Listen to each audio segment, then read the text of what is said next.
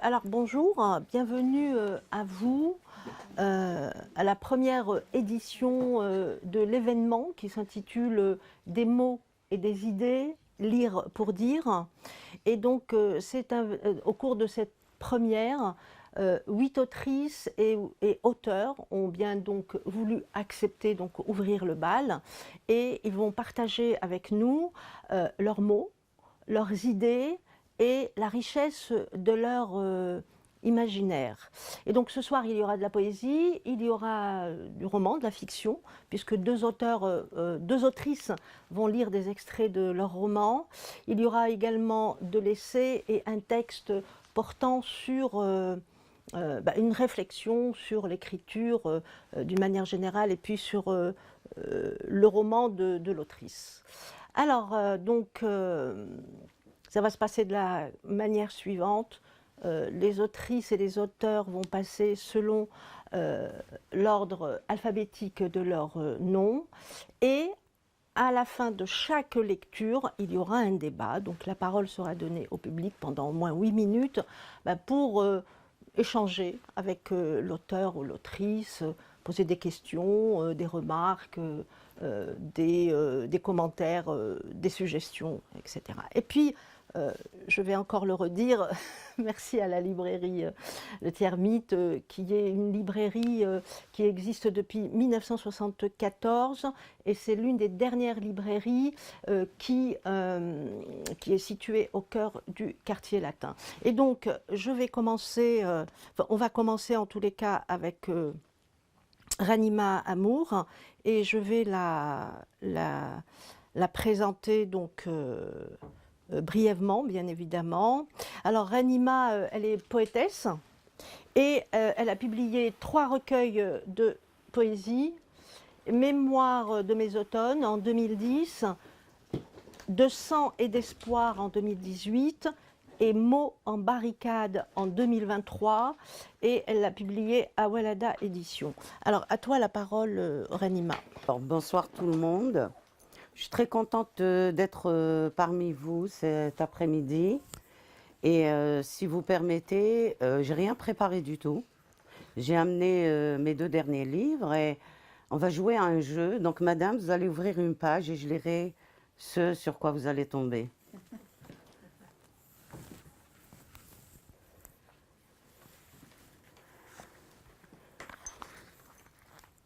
Le poème perdu. En souvenir de ce poème perdu, taquinant la vie, j'ai marché. Sa rime accentuait les instants volatiles, de sa muse germait l'émotion qui frétille. Pas la peine de survivre quand on a bien vécu, pas la peine de poursuivre tous ces amours perdus. La vie pousse fragile, se fait parfois têtue. Merci à vous.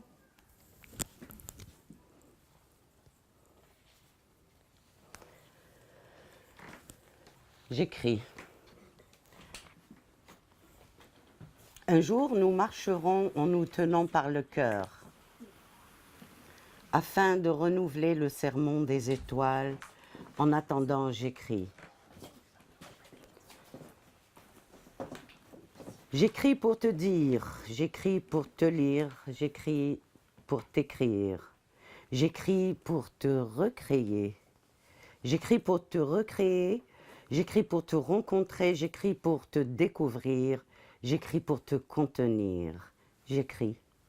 J'écris pour t'accueillir, j'écris pour te décrire, j'écris pour te saisir, j'écris pour le désir, j'écris pour le plaisir, j'écris. J'écris pour te magnifier, j'écris pour te glorifier, j'écris pour t'auréoler et j'écris. Bon, à vous. Et voilà, 33. Impasse. J'ai besoin de croire encore une fois en cette terre ancestrale et me dire que jamais elle ne devra plier. J'ai besoin de me dire encore une fois, Ces enfants affranchis feront briller de 1000 feux les joies de la liberté, dont mon siècle a servi par l'impact de l'image. Ils ne peuvent séparer le bon grain, le vrai grain de l'ivraie. S'ils épousent à chaque pas une cause étrangère, ils sont à 1000 lieues des fruits de leur terre. On leur a retiré même la foi du labeur. Ils sont morts au présent, vivront dans le futur, comme des êtres accomplis dans le refus de soi. Muets aux langues multiples, ils s'exercent chaque fois au cri de la révolte, germés de leur naissance, portés comme un fardeau dans leur vie sans valeur. Ils sont là, révoltés potentiels, après chaque accalmie, écrasés de dépit car n'ayant pas de chef. Ils mâchonnent leur colère ou cherchent un ciel meilleur pour laver leur sueur. Vous avez choisi Part d'exil. Je lirai les deux qu'il y a sur la page, ils sont courts. Part d'exil, berce-moi d'illusions, la réalité est trop amère. Dis-moi que les scorpions ne sont pas si prospères, que la greffe de l'union n'est pas si délétère. Mon pays, ma patrie, si loin et si près. Panorama. À travers vos paroles dégouline le rouge de mon drapeau, du sang des enfants de mon peuple. Le blanc n'en est maintenant que celui du linceul, et le vert un treillis qui ne cesse de s'abattre en ligne horizontale ou en groupe tentacule. Afrique. Pour te dire, il me faut peser les mots comme une poignée de riz pour taire ta famine. Terre de pèlerinage de tous les errants, nous te quittons. La vieille Europe t'expulse, te révulse à travers tes enfants, réfugiés de toutes parts dans un coin de sang brouillard. Ils quittent ton soleil pour venir végéter, monnayer leur sueur en noir des dortoirs. Contre un semblant de civilisation. Afrique, matrice de l'humanité, tu as tant enfanté que ta terre aride ne peut plus assurer à ses enfants leur satiété. Afrique, il est dur de te fuir quand on porte ta couleur, sinon dans nos manières, on porte ta misère et les cernes au labeur. Reconnaissable le matin dans les transports en commun, ils s'en vont dormir quand les forces vives de la nation s'en vont travailler. Ils servent leur vigueur au soleil couchant, car ta lumière, ils l'ont quittée, les sans-papiers, tronquer leur identité. L'Afrique sommeille encore, parturiante avec les nations à son chevet. Ces hémorragies se multiplient, atteignent tous les continents. L'un pense ses blessures, l'autre dissèque et diagnostique. Leurs aides te parviennent comme des coups d'épée dans l'eau. Tes démons sont multiples. Merci. Aïcha, elle est enseignante et elle est agrégée de philosophie. Et en 2023, elle a publié son premier roman qui s'intitule L'accusation. Et elle l'a publié aux éditions J.C. Lattès. Alors elle va nous lire un extrait de son roman. Voilà. Donc je m'excuse par avance, je n'ai pas la dextérité et l'incroyable talent de conteuse de Ranima. Donc je vais être très scolaire. donc c'est un chapitre qui est effectivement extrait de l'accusation, qui raconte une accusation à tort d'apologie du terrorisme que subit une enseignante. Et c'est au moment où l'enseignante revient au lycée oui, bien sûr, qui revient au lycée pour affronter ses élèves suite à cette accusation, après qu'elle ait été suspendue. Donc le titre du chapitre que je vais lire s'appelle « Parce que c'est la guerre ». Donc c'est une formule qu'avait employée Emmanuel Valls pendant les suite aux attentats. Et c'est toutes ces formules médiatiques, politiques qui résonnent en elle et qui vont la conduire à se penser elle-même dans sa pratique enseignante. Parce que c'est fondamentalement ce qu'elle est. Elle n'est pas du tout cette identité qu'on plaque sur elle. Elle est cette enseignante et c'est sur cela que ça revient. Donc parce que c'est la guerre. Des bouches ont parlé à des oreilles, d'autres bouches ont dit entendre des choses absurdes et folles à des oreilles qui voulaient tout savoir. Tous parlaient, personne ne savait. Quand Inès est revenue au lycée, certains lui ont tourné le dos. « Ça te fait pas peur, toi, les femmes voilées en niqab ? J'en vois dans les supermarchés. Elles ne se gênent pas, elles se mettent derrière leur mari. Moi, ça me fait peur. Elles ont peut-être une kalachnikov sous la burqa. » Brigitte interroge Inès. Elle veut comprendre. Inès n'a pas envie de répondre. Elle vient juste de revenir au lycée. Elle aimerait qu'on la laisse tranquille. Tout le monde la regarde de travers. Depuis 2 jours, on lui demande « Et toi, tu as dit quoi dans tes cours aux élèves ? Tu es pratiquante ? Tu es pour le voile ?» Quand elle entre dans la salle des profs, il y a toujours un silence lourd. Brigitte voudrait dire que l'islam c'est mal, c'est bête, c'est violent, c'est le danger. Brigitte est assommée par l'indifférence d'Inès. La cigarette a donné une voix rauque à Brigitte, une voix pleine d'assurance, une voix d'homme. Comme toutes les filles qui fument, elle est une fille libre. Elle est belle, une allure élancée, des cheveux toujours bien attachés.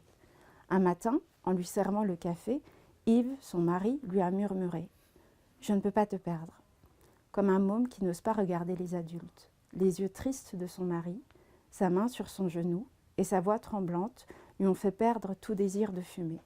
Alors, cette année, elle a décidé d'arrêter. Brigitte et Yves se connaissent depuis 25 ans. Ils ont tout fait ensemble, l'un pour l'autre.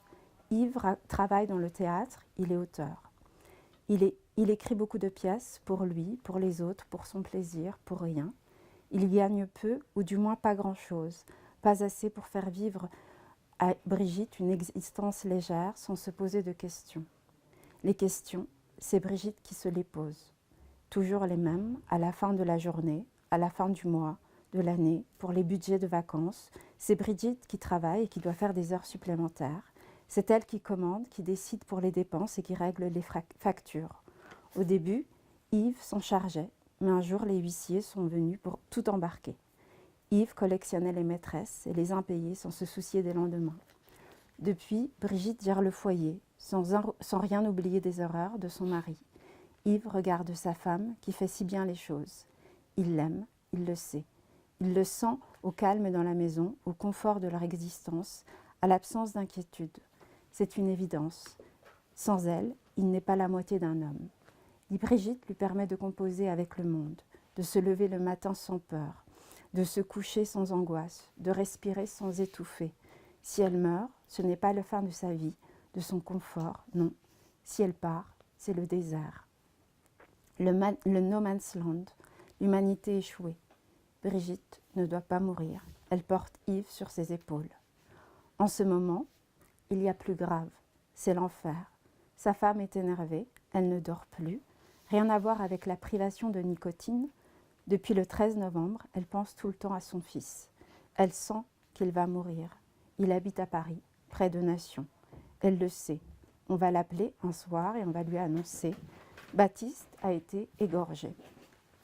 Comme ça, parce qu'il était là et pas ailleurs, gratuitement, mort pour rien. Elle a tellement peur qu'elle rêve d'enfermer sa famille dans un bunker, son mari et Baptiste dans ses bras, sans les autres, loin de tout. Elle voudrait serrer Baptiste, tout contre son cœur, qui pourrait exploser si on lui disait un jour « Ton fils est mort ». Désormais, le mal est partout, dans une stade de foot, une salle de concert, une école, dans un bar, sur une terrasse, à la maison et même au travail. Depuis vendredi, elle rêve d'Inès, la tête ensanglantée de son fils dans les mains. Un rêve stupide et gênant. Elle s'en rend bien compte, mais il n'y a rien à faire. Brigitte voudrait placer une caméra et un micro dans la tête d'Inès.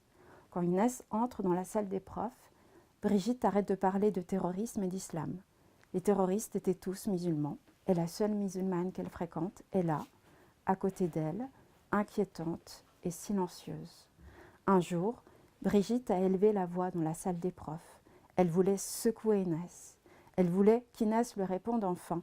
Les musulmans devraient condamner le terrorisme, manifester, dire que c'est horrible. Mais Inès n'a pas répondu. Elle n'a même pas levé les yeux.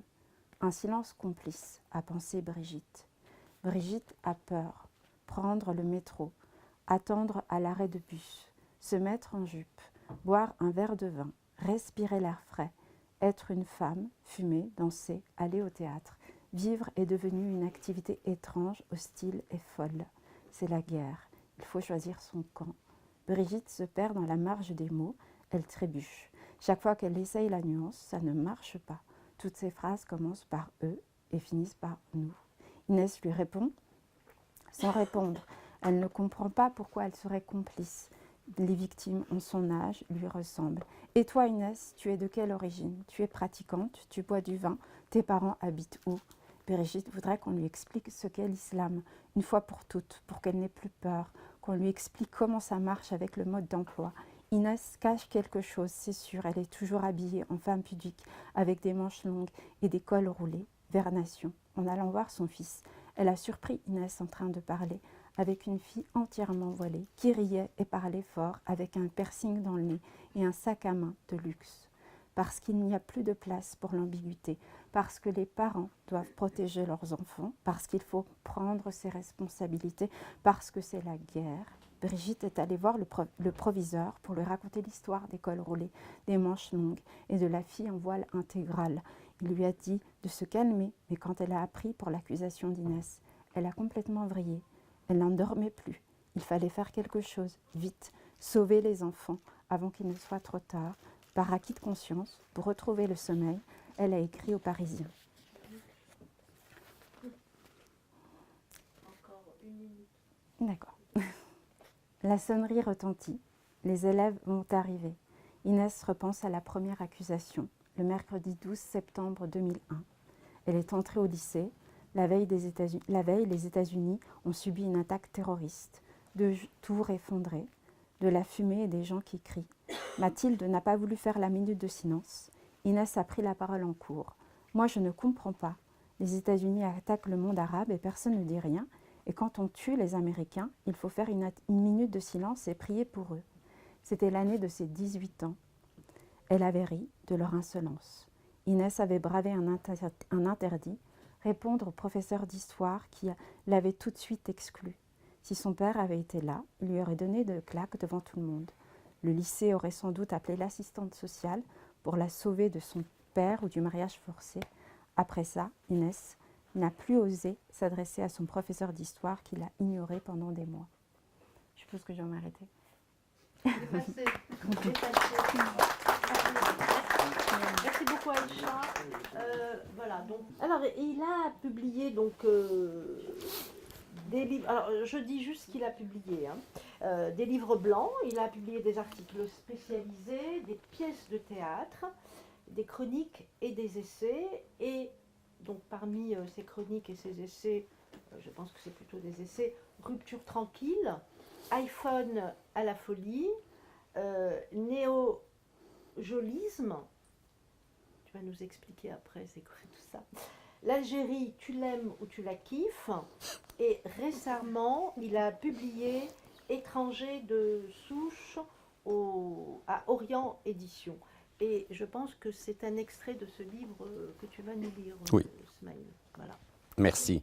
Merci beaucoup, Nadia. Je vais reprendre les mots de Aïcha. Moi, j'ai ni la dextérité de Ranima, ni la dramaturgie d'Aïcha, ni le sérieux d'aucune des deux. J'essaie d'écrire, je suis un essayiste, le terme me décrit vraiment bien, j'essaye. Moi, j'aime bien l'expérience. Le terme, il m'a toujours plu, moi, le terme essayiste. J'ai dû le choisir pour ça. Je m'attaque à des sujets sérieux et d'une manière pas sérieuse du tout. Néanmoins, j'essaie de faire le travail d'une manière un peu sérieuse. C'est ce que j'ai fait avec le sujet Algérie, qui est un peu plus récent, l'Algérie tu l'aimes ou tu la kiffes, et plus récemment avec étrangers de souche, que j'ai fait sous la direction assez sérieuse pour le coup de Catherine Vitol de Vanden, directrice de recherche au CNRS, spécialiste d'immigration internationale, et du professeur François Héran, professeur au Collège de France, voilà, que je remercie, j'arrête pas de remercier parce qu'ils m'ont vraiment accompagné dans ce travail-là et ça m'a permis d'avoir un peu de sérieux. C'est important. Étranger de souche, comme le nom l'indique, part à, j'allais dire à la chasse, non. On balade un peu dans des concepts et des clichés liés à la figure de l'étranger en France, avec légèreté, avec déconstruction, avec interrogation, avec juste partage sur ces termes-là. Je vais en lire un ou deux. Je vais lire Mamadou et Rabzouz. Est-ce que l'anecdote parle à quelqu'un, Mamadou et Rabzouz? C'est une anecdote. Je vais raconter l'anecdote parce qu'on comprend mieux le texte et ça. Dans Le Monde, Aurélien Rousseau, précédent, il était ministre de la Santé, a trahi une conversation qu'il y a eu à l'Élysée, dans laquelle le président de la République aurait dit « Le problème des services d'urgence, c'est que c'est plein de Mamadou et de Rabzouz. » Mamadou et Rabzouz. C'est l'histoire de deux amis, Mamadou et Rabzouz. Ils aimaient passer du temps ensemble, mais n'avaient pas d'endroit où aller. Ils pouvaient bien entendu courir les jardins et arpenter les bois pendant les beaux jours, mais que faire une fois l'hiver venu? Alors Mamadou eut une idée. Rabzouz, si on allait aux urgences. Son ami trouvait l'idée saugrenue, mais plutôt maligne. Il y avait des services d'urgence partout. On pouvait s'y asseoir, voire s'allonger, quand les sièges le permettaient. C'était chauffé. Il pouvait même y avoir de la bonne compagnie, comme cette belle sportive qui avait mal à sa belle cheville un soir d'hiver où tout était beau. Depuis ce jour, Mamadou et Rabzouz courent les services d'urgence de France et de Navarre. Ils étaient différents. Certains étaient accueillants, d'autres plus austères. Il en est qui disposent d'un accueil pédiatrie avec des jouets et un mobilier enfant coloré et chaleureux. D'autres ne permettaient même pas de s'asseoir pour plus de quelques personnes. Les deux compères se sentaient si bien dans ces lieux qu'ils s'y installèrent en toute saison, même pendant les beaux jours. Ils y vécurent heureux et eurent beaucoup d'amis, car comble du bonheur, les urgences étaient pleines de Mamadou et de Rabzouz. Il y en avait beaucoup. Les deux amis devinrent tellement célèbres que le président de la République, Emmanuel Macron, lui-même les évoqua. Dans le journal Le Monde, lors d'un échange avec le ministre de la Santé Aurélien Rousseau, à l'automne 2023, il expose les difficultés de l'hôpital public avec ces mots. Le problème des urgences dans ce pays, c'est que c'est rempli de Mamadou, en ciblant les personnes noires de peau. De même qu'il aurait, en 2019, parlé de Rabzouz pour désigner les Français d'origine maghrébine, lors d'une discussion en marge d'une interview à l'hebdomadaire Valeurs Actuelles. Mamadou, tu crois que c'est gentil ou méchant cette phrase du président de la République? Je ne sais pas, Rabzouz. Ce que je sais, c'est que tu n'étais pour moi qu'un Mamadou semblable à 100 000 Mamadou. Je n'avais pas besoin de toi et tu n'avais pas besoin de moi non plus. Je ne suis pour toi qu'un Rabzouz semblable à 100 000 Rabzouz. Mais comme tu m'as apprivoisé, nous avons à présent besoin l'un de l'autre. Tu es pour moi unique au monde et je suis pour toi unique au monde. Si ça vous rappelle quelque chose. Alors ça, c'est Mamadou et Rabzouz. Et après, il y a un texte que j'aime bien, qui est de notoriété. C'est OQTF. Moi, j'adore les sigles là, comme ça, OQTF. Vous ne voyez pas les illustrations, mais l'illustrateur Hakim. J'ai cité le préfacier, mais je n'ai pas cité Hakim, qui a fait des illustrations magnifiques, dans laquelle, je vais vous la montrer peut-être, est-ce qu'on la voit? En fait, on décerne aux speakers et aux commentateurs publics, aux hommes politiques, une obligation à quitter le travestissement des faits. Ça ferait du bien à tout le monde. Au QTF, cela pourrait être l'obligation de quitter le territoire familial qu'un des conjoints prononcerait à l'encontre du second pour lui enjoindre de partir. Elle concernerait les compagnons ayant perdu leur titre d'amour ou ceux entrés illégalement dans le couple, par exemple par le mensonge « je ne suis pas marié ». On reconduirait l'éloigné à la frontière du couple ou bien le remettrait-on à sa femme dont il se disait divorcé, à supposer que celle-ci délivre un laissez-passer conjugal.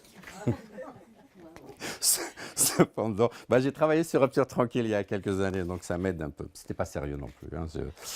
Cependant, l'OQTF qui anime le débat public est tout autre. C'est l'obligation de quitter le territoire français. Cet acronyme connu de tous les Français à présent, tant il revient dans la prise, il revient dans le débat public, est une décision d'éloignement prise par le préfet, notamment en cas de refus de délivrance de titre de séjour ou de séjour irrégulier. Derrière ces 4 lettres venant sceller le sort d'un homme se cache toujours une trajectoire personnelle des familles déchirées et des rêves avortés. Dans les débats sur l'immigration et ou sur l'islam, plus que dans tout autre sujet, les raccourcis sont légion, les approximations abondantes et les mensonges à la table d'honneur. Ainsi, dans sa déclaration de politique générale, François Bayrou a déclaré que 7% seulement des OQTF sont exécutés en raison du refus des pays d'origine d'accueillir leurs ressortissants. Des articles de Libération et de Check News commandent de nuancer ce chiffre et cette affirmation. Ainsi, seules les exécutions connues sont prises en compte, alors que les étrangers peuvent quitter la France spontanément. En le prenant en compte, le ministère de l'Intérieur lui-même annonce un taux d'exécution autour de 20%. En second lieu, le total d'OQTF prononcé est lui-même artificiel, car une même personne peut être sous le coup de plusieurs OQTF, tandis qu'une seule exécution sera décomptée. En outre, une part des mesures ne peut tout simplement pas être exécutée selon la Cour des comptes en raison de recours contentieux suspensifs, d'absence de notification de la mesure ou de son approbation par l'administration. Ce sont les OQTF prononcés qui sont intégrés au calcul alors qu'il conviendrait de se concentrer sur les OQTF exécutoires. Enfin, s'agissant de l'accord des pays, le taux de délivrance globale des laissez-passer consulaires dans les délais s'établit à 57,5% en 2024. Selon la députée Brigitte Klinkert, pour 2023, l'échec de l'éloignement était imputable à l'absence d'obtention d'un laissez-passer consulaire dans seulement 44 cas. Il s'agirait donc, dans ce sujet et tant d'autres, de délivrer d'urgence une obligation de quitter le travestissement des faits. Moi, je vais lire un extrait de Nulle terre ailleurs et je vais vous lire ce que j'ai écrit tout à l'heure sur Facebook parce que j'ai trouvé que c'était pas mal. Alors, comment résumer quelques idées du roman? C'est un roman, alors Nulle terre ailleurs, c'est un roman qui parle de la Palestine et il y a un film qui est sorti, ça fait quelque temps, qui a fait vraiment du buzz, qui s'appelle No Other Land. Mais vraiment, ça veut dire la même chose. Voilà, donc Nulle terre ailleurs, c'est-à-dire que la Palestine, c'est la terre des Palestiniens. Et donc, voilà, donc ce que j'ai écrit, je vais vous lire juste deux idées. Un récit fragmentaire, polyphonique et poétique. La structure du roman est fragmentaire, donc proche d'un recueil de chroniques, et il multiplie les voix, les genres. On a du réalisme, on a du fantastique, on a de la poésie, du symbolisme, de l'épistolaire également, puisqu'il y a une lettre d'un réfugié palestinien qui écrit une lettre à sa fille. Et ensuite, on a une idée très importante qui est celle de la résilience. En fait, c'est une ode à la résilience et à la mémoire. Et les protagonistes que l'on appelle les revenants résilients, ce sont les Palestiniens. Je vais changer les noms. Je ne les ai pas appelés Palestiniens, mais revenants résilients. Ils incarnent la survie et l'attachement à la terre et l'expropriation et l'attachement à la terre sont des thèmes centraux du roman. Et donc je vais vous lire un extrait. Alors moi j'ai fait ça parce que j'ai combiné en fait, parce que je devais faire 8 minutes et du coup j'ai pris des paragraphes que j'ai mis ensemble. Et donc là, la protagoniste qui s'appelle Thela, qui s'appelle Thayri, Thela c'est quelqu'un d'autre. Elle s'appelle Thayri, qui veut dire en berbère amour, espoir. Donc c'est elle qui va à Al-Quds, Jérusalem, et c'est elle qui raconte. Et puis il y a un personnage féminin central qui s'appelle Ariha. Ariha qui signifie Ariha, fleur de parfum, et en même temps Ariha c'est la ville, c'est le nom d'une ville, c'est Jéricho. Et donc Ariha va mourir, et donc Thayri va raconter. C'est un rêve en fait. Il faisait noir. Je marchais pieds nus sur des cailloux tranchants, mais je ne ressentais aucune douleur. Nous avancions silencieux et sereins sur le chemin de l'inconnu, quand soudain tu apparus dans le champ de ma vision, éclairé par une lumière rouge incandescente. Ariha. Ton apparence me donna la chair de poule. Tu avais maigri, tu avais rétréci, tu avançais péniblement, tu titubais, Puis, tu t'affalas sur la terre humide. Le garçon au visage bouffi par les meurtrissures de l'errance bomba son torse et porta ton corps sur son dos, pendant que la fillette joufflue et fessue portait la lanterne du lever du soleil. Elle pleurait à chaudes larmes. Ta chute lui rappela son destin funeste. Le malheur soude les êtres déchus. Lorsque le garçon ensevelit ton corps froid dans une fosse, sous une porte en bois rongée et lacérée, les deux enfants me pointèrent du doigt et s'écrièrent « Porte, ô porte sans clé, porte naufragée, porte scellée par le sceau de l'imposture, porte du destin cruel et injuste. Elle vous immortalisera, elle vous sauvegardera de l'oubli, la fille des Amazirs, notre peuple ami. Ô porte sans clé, scellée par le sceau de l'imposture. » Leur voix vibra dans le creux de l'infini du temps. Eliha, ah Eliha, tu mourus à l'âge de 66 ans. Tu fus enterré loin de nul terre ailleurs, mais ton peuple en décida autrement. Car dès que ton corps frôla l'humus de l'Éternel, ils arrivèrent en rang serré, femmes, hommes et enfants. Ils déterrèrent ton cadavre et le portèrent jusqu'au jardin des senteurs où tu reposes à présent, sous l'olivier ancestral à 3 pieds. Eliha. Le flambeau de ton sacrifice brillait de 1000 feux sur la terre sainte. Des filles et des garçons, nés dans la sécheresse du crépuscule, chantaient l'hymne du retour du peuple des revenants résilients. Ils gravèrent sur la pierre en marbre bleu de ta sépulture des écritures à l'encre dorée qui disaient la truculence de leur amour à ton égard, toi, Eliha, femme de leur espoir béant, gardienne de la clé de l'âme de la mémoire de leur peuple. Un garçon à l'esprit espiègle et aux yeux charmeurs lut un texte. La feuille qu'il tenait entre ses petites mains tremblait sous l'effet de ses émotions juvéniles.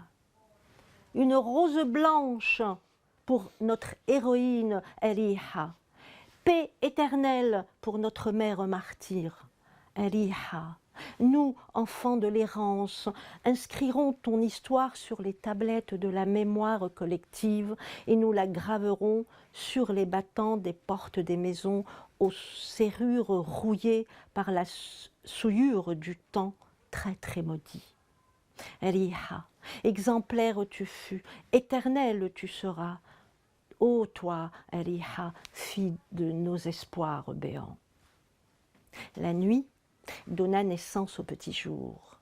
Le jardin des senteurs remettait de l'ordre dans ses délires nocturnes. Les grillons s'étaient tus. La foule dormait, paisible et heureuse d'avoir foulé le sol de nulle terre ailleurs. La foule exultait, heureuse d'avoir rendu un vibrant hommage à Eliha. Voilà donc pour cette lecture. Alors, il est poète. Il a coécrit avec Angélique Leroy, donc Angélique, qui est poétesse, Confession d'une femme esselée. Et puis, un recueil intitulé Derrière les barreaux est en cours de publication. C'est ça. Mais je n'ai pas encore les résultats, c'est ça. Voilà. Hein. Et la Marianne Joconde, Angélique Leroy, alias la Marianne Joconde, elle est poétesse, elle a publié Ostrogène en 2021, Sororité chérie, sur un prélude, Le déluge, mon refuge, pas mal. La Marianne Joconde aussi. Oui, c'est ça. C'est un recueil éponyme. Oui. Voilà, et puis Confession d'une femme esselée, et c'est ce que on va vous allez présenter. lire. Tout à fait. Alors pour faire un petit peu d'humour, laissez passer les mariés. Voilà. Parce que nous sommes un couple mixte, donc c'est un très bon rebond sur le sujet des OQTF. Alors, donc on va vous faire une visualisation poétique. Je suis art-thérapeute, donc je me suis dit, allez, on va innover aujourd'hui. Et donc à double voix, avec une voix féminine et une voix masculine. Et il m'a parlé de Séphar. Alors je suis férue d'histoire et j'en avais jamais entendu parler. Le désert algérien, qui est un trésor, dont je rêve de le faire. Et donc on a écrit un texte dessus pour s'imaginer y être, avec aussi les croyances qu'il peut y avoir autour. Ce n'est pas forcément nos croyances, mais on se dit, allez, on fait une tempête de l'esprit pour ce texte. C'est parti. Séphar, le safari sans phare. Un patrimoine de l'humanité dissimulé sous les sables du désert aride en plateau, à l'image de Gizeh. Pas de mirage, et sur les traces de plusieurs passages, pour oasis, nid de notre paradis. Des mystères non cités, Séphar non exposés en stars. Pourtant la terre de nos ancêtres, de nos anciens dans l'art pariétal, offre des peintures vivantes et troublantes de vie, en coexistence avec les extraterrestres. Nos dieux polythéistes qui ont fondé nos mythes et légendes, notre histoire, notre évolution, notre patrimoine. Séphar, la cité des mystères, le phare a disparu, qui existe depuis l'âge de la pierre. Cela représente la civilisation des dieux berbères, des sculptures, des indigènes, des dessins, des humains, des extraterrestres. 8e merveille au monde qui veille sur le désert non aride des trésors pour des corps à ciel ouvert. On dirait que c'est le centre de la Terre, beau coucher de soleil qui se reflète sur les grottes de Hogar. Le hangar d'une beauté tout en art, où les légendes sont racontées en stars, des djinns qui l'habitaient, des êtres étranges bien dessinés qui défient les techniques d'aujourd'hui. En acier, cela confirme la possibilité de voyager à travers le passé, retour vers le futur, relisant leur écriture. Babel, voyage au centre de la Terre, au centre de notre univers. L'histoire des Berbères. La terre de mon aimé, qui perpétuera l'existence de ce lieu insolite, pourtant hétéroclite. Une archéologie sans précédent qui raconte l'histoire de notre descendance. Le berceau de notre existence. Algérie, mon chéri, mon Far West. Je suis la France, ton existence, ton impatience, pour autosuffisance. En autarcie, notre alchimie. L'exploration d'un nouveau monde de nos aînés, notre communiqué, coupé du temps et du vent, il nous amène au royaume des vivants et des morts comme passerelle entre les multivers intergalactiques. Ville fantôme, l'arbre qui ancre nos paumes, de notre amour éternel. L'Est, la direction comme le verbe être. Être ou ne pas être. La réponse se trouve sur les parois laissées par nos ancêtres, en contes philosophiques. À décrypter, à déchiffrer, comprendre notre vie en société avec l'art d'être poète. Sur le plateau de ta série avec ma bien-aimée, j'ai oublié une partie là, les dessins de notre destin, la programmation, fruit de leur imagination sur des lignes, leur planification familiale PMI. Nous sommes le fruit d'une procréation assistée d'êtres hybrides depuis leur nombril. Point de vue aérien, faisons le bien, être humain. Ils nous ont enseigné certaines technologies pour que notre espèce puisse se développer et leur servir. Séphar, la clé pour comprendre notre histoire et nos mémoires. J'y crois, je le vois. Sur le plateau de Tassili, avec ma bien-aimée, on contemplera la beauté du désert, on découvrira des trésors au fond du Sahara algérien, nos desserts. Une perle rare, au bout de la terre qui représente des coutumes, des costumes, des traditions de nos ancêtres, les nomades. On sera en sédentaire, en vers, en balade, des animaux rares qui habitent, des reptiliens, des crocodiles, des mouflons, pour paravent des voies en disparition. Illumination. Notre rêve bleu à deux en amoureux, en tapis volant, en chameau, chalumeau par nos mots, la rose des sables du temps, mon templier, sablier, prince of Persia de mon cœur. Mon oasis is good. La pluie de mes sentiments pour l'homme que j'attends sur son cheval blanc. Je t'aime, Ali Baba. Sésame, ouvre-toi. Le jardin d'Éden qui nous ouvre à ciel ouvert l'arbre de la connaissance de ce qui a disparu. La couverture de notre livre. Un labyrinthe de canyons qui arbore le paysage inhabité et des falaises rocheuses en sculpture naturelle. Affûtés par l'érosion du temps, nos roseaux pour fuseaux horaires. Des mystères non cités, séphares, non exposés en stars. Pourtant la terre de nos ancêtres, de nos anciens, c'est phare. Alors c'était le premier texte, donc on l'a découpé comme en langage des oiseaux. C'est avec la connaissance et art pour le côté artistique. Donc ça donne encore un nouveau sens à cet endroit que voilà, on espère un jour faire. Et donc le deuxième texte qu'on vous propose, c'est Constantine. Constantine, qui est une ville que j'ai vue en visio avant de la voir en vrai, en fait. Donc c'est un texte que j'avais écrit pour Ali au moment où on se contactait par téléphone, parce qu'effectivement, il fallait la laisser passer pour pouvoir nous voir. Donc il a bien fallu innover avec le téléphone. Il pleurait beaucoup le téléphone. Hein. Je ne vais pas faire Claude François, mais bon, voilà quoi. Alors, excusez-moi, je cherche la page, c'est l'émotion. Ali fait quelque chose. Oui, je cherche avec elle aussi, moi. Parce qu'on avait le texte tout à l'heure, voilà. C'est fort. Il a disparu. Ça fait pas comme Google. Ah, ça y est, pour moi c'est bon. Page 106. Voilà.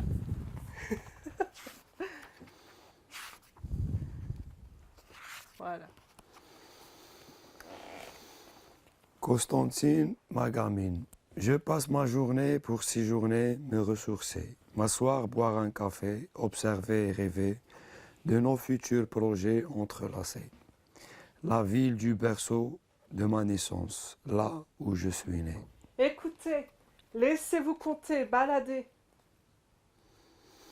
Ma gamine, ravie de te la présenter pour ta connaissance. Des paysages à couper le souffle, gorgés et vitaminés. Méditerranée. Musée à ciel ouvert, un autre monde, ma Marianne Joconde, éclosion de verre.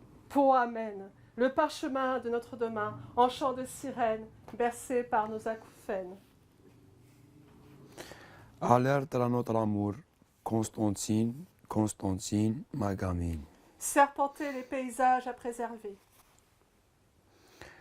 L'accès à la culture pour tous, un atout, le sésame qui ouvre toutes les portes du savoir. Les musées ne doivent plus être murés dans le silence. Ils sont notre patrimoine, notre ascension aux grandes solutions, nos références. Les trésors dissimulés de l'humanité à alimenter, à méditer. La poésie équilibrée et en pleine santé. Pleine de vie, Ali, Algérie, mon chéri, allégorie, une voix qui parle pour lui, un génie. Quand on arrive en ville, on abat les remparts et on devient templier. Prince of Persia du cœur et du temps, gardien de mon angélisme, il deviendra mon Paris. Colonie, Constantine, son élématine. Constantine, ma gamine. Je passe ma journée pour séjourner et me ressourcer, m'asseoir, boire un café, observer et rêver de nos futurs projets entrelacés. Merci beaucoup.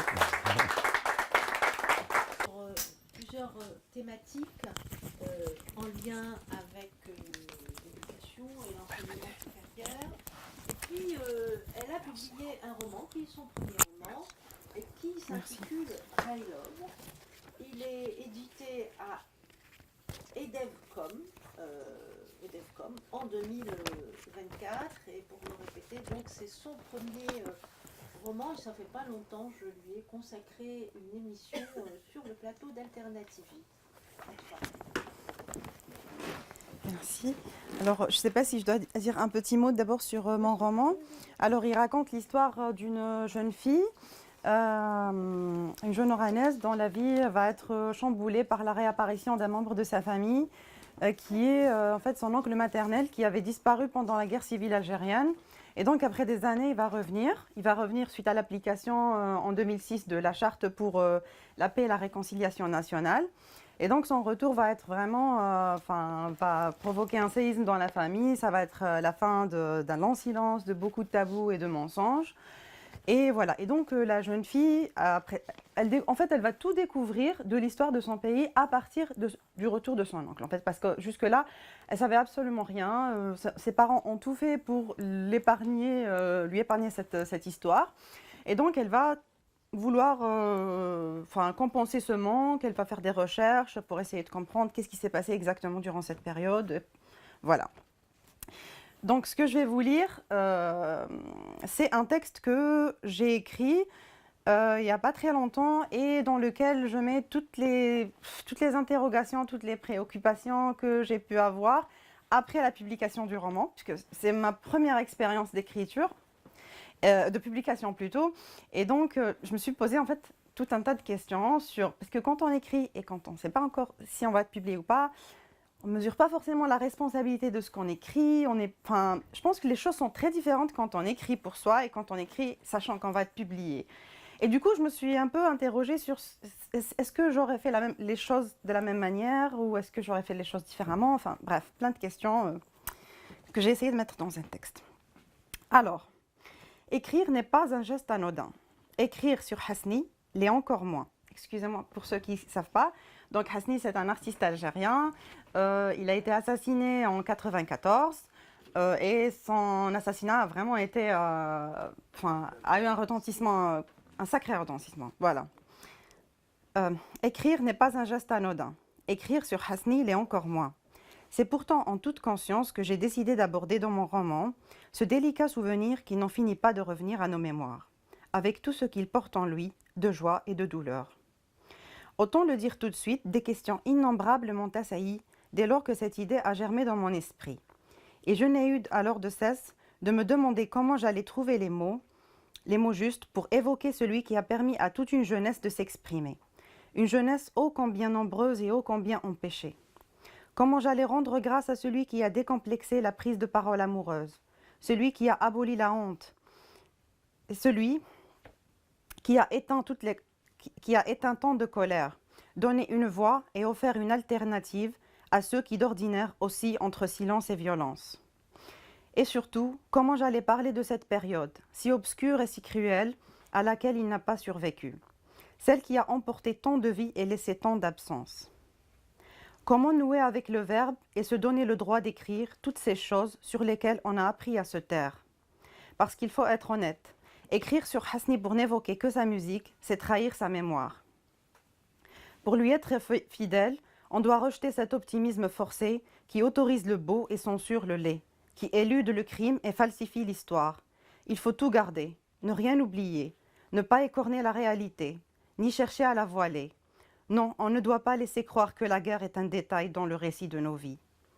D'ailleurs, est-ce que j'ai choisi d'écrire sur Hasni pour parler de la décennie noire, ou bien est-ce que j'ai choisi d'écrire sur la décennie noire pour parler de Hasni? Pour moi, il est aussi difficile de répondre à cette question que de séparer les deux. C'est donc avec toutes ces interrogations et toutes ces réflexions que je me suis mise à écrire sur celui que nous avons aimé collectivement et presque unanimement. Et je suis heureuse aujourd'hui de l'avoir fait. Ce fut une formidable expérience, quoique douloureuse à certains endroits. En effet, je me suis rendu compte de la difficulté d'écrire à partir d'une histoire vraie, qui plus est porteuse d'enjeux silencieux. Mais j'ai aussi appris dans le même temps qu'il n'y a pas de création sans transgression, qu'écrire ce qui est permis n'est pas écrire. Pourtant, je dois avouer que je n'ai pas tout dit. Il y a des choses que j'ai préféré taire. Une espèce de pudeur m'a retenue, de la peur aussi. Et puis je dois l'avouer, une lâche volonté de ne pas heurter le lecteur. Non, je ne suis pas allée au bout de mon idée. J'ai ravalé ma langue sur certains passages. Pourquoi? Eh bien, il faut croire qu'on n'écrit pas ce que l'on veut, mais ce que l'on peut. Et moi, je n'ai pas pu aller plus loin. Je n'ai pas osé m'approcher davantage de la vérité. Je n'ai fait que l'effleurer, l'insinuer, y faire allusion, la suggérer, en espérant secrètement que me comprendraient ceux qui me liraient. Je sais que je ne suis pas la seule à faillir devant la vérité, surtout lorsque celle-ci est violente, dangereuse. Je sais que nous sommes nombreux et nombreuses à être dans le même piège, à voir nos langues polir au fur et à mesure des pages. Nous sommes nombreux et nombreuses à laisser notre verbe se dissoudre dans les précautions langagières. Nombreux et nombreuses à devoir écrire des livres trop sages. Voilà donc où nous en sommes, et où nous avons peut-être toujours été. Voilà la fiction qui s'arrange avec le réel, l'écriture qui compose avec la censure, et nos révoltes qui s'enfuissent dans les figures de style. Voilà le triste tableau de nos échecs, la longue liste de nos silences. Voilà la littérature comme espace de travestissement et la culture comme divertissement. Pourtant, il m'est impossible de croire que l'art se soumette à la politique. Impossible de vivre dans un monde où dire la vérité est un suicide. Mais alors, comment recouvrer la liberté? Renouer avec la subversion et promouvoir une littérature indocile? Comment rompre avec la peur et apprendre à dire ce qui nous passe par le cœur sans se soucier des omertas, sans avoir d'égard pour les tabous? Porter nos idées envers et contre tout. Comment sacrifier nos intérêts et notre sécurité sur l'autel de nos principes? Autrement dit, comment faire comme Hasni? Écrire comme il chantait, parce qu'il faut bien être attentif à ce qu'il nous donne à voir, c'est-à-dire un modèle de conduite en terrain hostile. J'ai essayé d'y réfléchir à cette démarche, qui peut paraître saugrenue au premier abord, je vous l'accorde. J'ai tenté de dresser le profil de Hasni en écrivain algérien. Et j'ai formulé les fondements de son éthique. Voici ce que ça donne. Attention, ceci est un manifeste. Être désinvolte sans être insolent. Oublier l'esprit revendicatif et choisir l'insoumission comme état naturel. La désobéissance comme fait accompli. Sourire à chaque instant. Abolir la honte. Ne pas contester l'interdit. Jouer avec. Renverser les codes de la bourgeoisie. Ignorer les frontières entre le vice et la vertu. Démocratiser l'amour et le mettre au centre de tout. Marginaliser la politique, faire comme si elle n'existait pas. Se méfier d'une langue trop riche, trop sophistiquée, qui le plus souvent ne dit rien, qui éclipse le réel et ne célèbre au final que sa propre virtuosité. Ne jamais oublier de s'amuser. Travailler à son art, sans relâche, mais ne jamais se prendre au sérieux. Ne jamais oublier son insignifiance. Opérer des tours de force en ayant l'air de rien. Refuser de croire que les mots les plus courants n'ont plus rien à dire. Ne jamais trahir les siens. Faire de son point de départ sa boussole. Agir comme s'il n'en avait rien à perdre. Fin du manifeste. Écrire n'est pas un geste anodin. Écrire comme Hasni l'est encore moins. C'est pourtant en toute conscience que je décide aujourd'hui et en votre présence de faire mien ce manifeste. Merci de m'avoir écouté.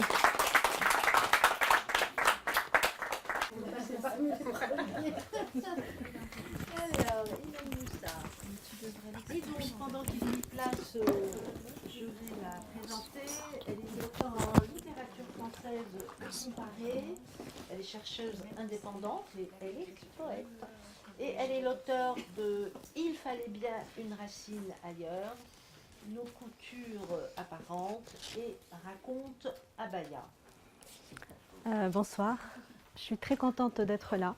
Je suis désolée, je ne peux pas parler plus fort parce que j'ai perdu la voix il y a 2 jours.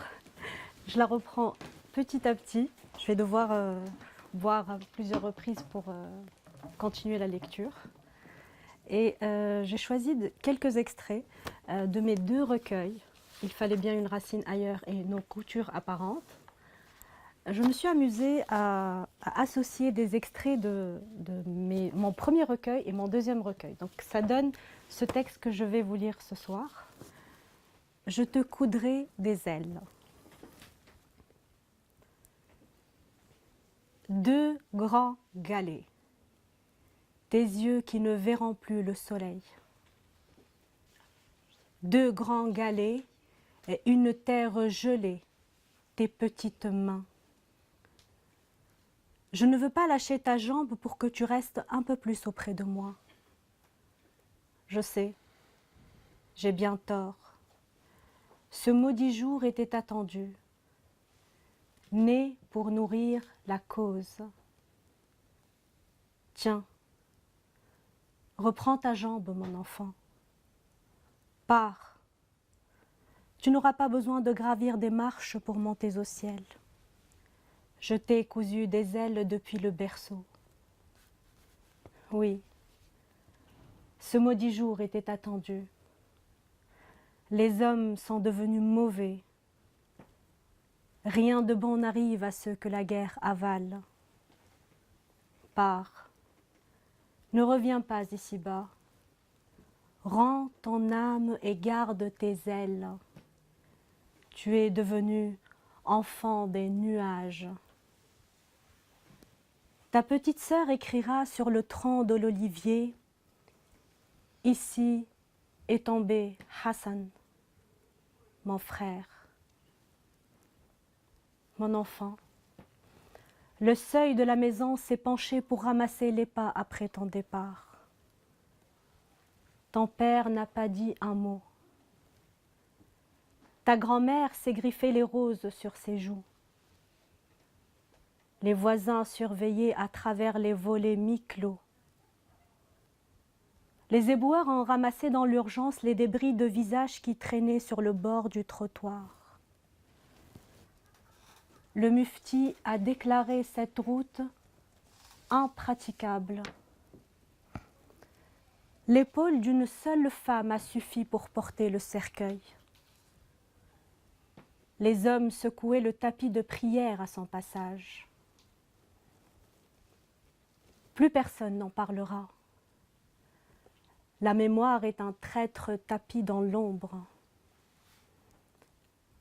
Pour oublier ce jour-là, tout le village a arraché la feuille du calendrier, amputé l'année d'un jour, un seul et unique jour pour faire le deuil de toute une vie. Je sais, pour certains, tu ne seras qu'un chiffre de plus dans leur discours de haine. Pour d'autres, tu seras un enfant lumière, battement d'un nouvel espoir qui s'élance des magmas du volcan.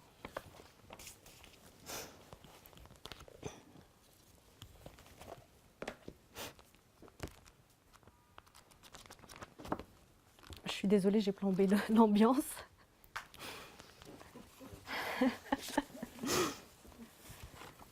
Quelque chose de plus gai. Note à moi-même. Ma petite enfant, désolée de ne pouvoir t'écrire des mots au point. Tu me connais. Mes pensées ne sont jamais entièrement bien faites.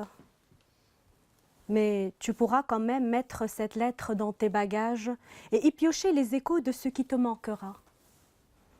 Je sais, oui, je sais que tu as le trac de la vie. Bien sûr que le pas inconnu te fout la trouille. Bien sûr que le souffle te manque parfois. On ne te le dit pas souvent, mais c'est normal d'être paralysé parce que tu ne sais pas comment ça marche la grande aventure de la vie. Tu n'as pas reçu le mode d'emploi, ni la grammaire, ni la syntaxe des temps qui courent. Les beaux jours ne sont pas nombreux. Les mauvais non plus, rassure-toi. C'est pour ça que je te le dis. Je te l'ordonne, ma petite enfant. Quand ça ne marche pas, tu te battras. Tu te battras jusqu'à la sueur, jusqu'à l'épuisement, jusqu'au sang pour porter ta voix. Évidemment, tu auras des montagnes à franchir pour aller là où ton cœur veut aller. Mais tu te battras et tu iras. Ne fais pas attention aux cordes. Ne fais pas attention aux impasses et aux usages de la soi-disant raison. Dans le creux de ta main, serre bien tes rêves. Garde tes poings en position de combat. Ne laisse personne écrire le chemin pour toi. Avec un peu de chance, ma petite enfant, tu pourras croiser la fameuse vie, la vie qu'en veut à soi.